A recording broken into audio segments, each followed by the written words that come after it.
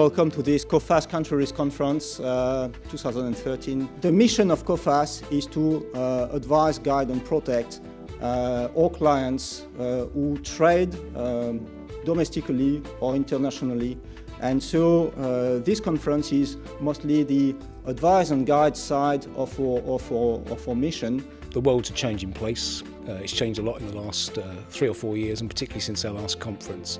It's a great opportunity for us to talk about what credit insurance is about and the risks that are affecting our insureds and indeed companies trading throughout the world in the particular markets we spoke about, namely the BRICS, Eurozone, United States.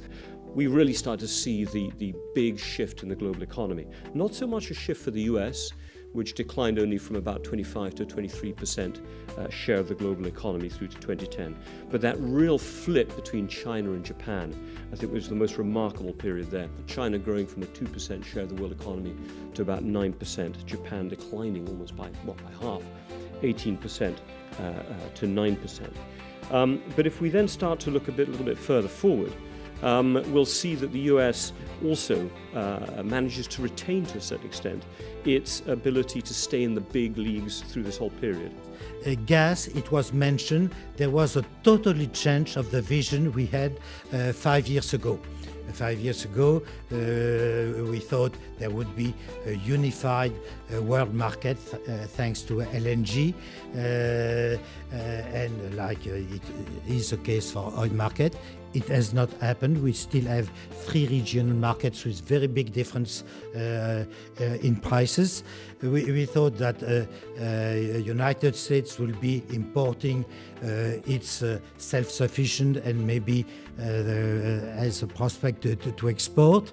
In terms of the ranking of exporting countries, we are expecting this decade that Australia could overcome Qatar, which used to be the blue ribbon, to be the main exporters of gas.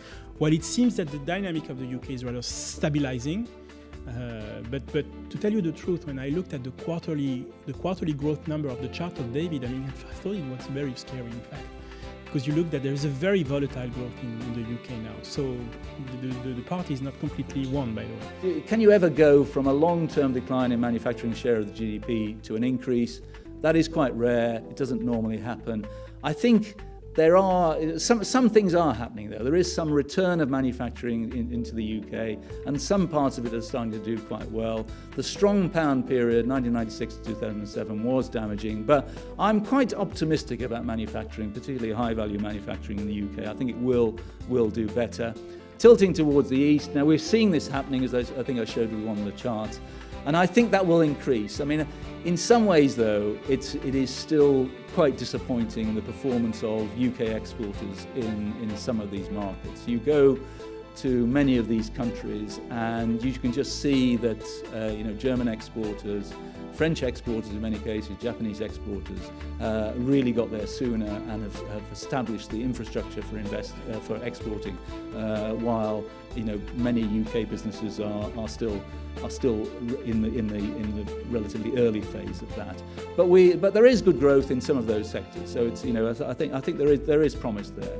The main message I got is to consolidate all the mixed messages that are coming from all the various media sources, and it's such a confused message we're getting, whereas here I'm getting a nice concise view, although it's varied, of how the UK is performing and in the context of the European situation, and also what's happening in America, with a bit of an insight into the BRIC situation as well. So I found it very informative. You need to develop new markets, and to develop new markets is very difficult if you don't know who you're trading with and if you don't know the financial stability of that particular corporate.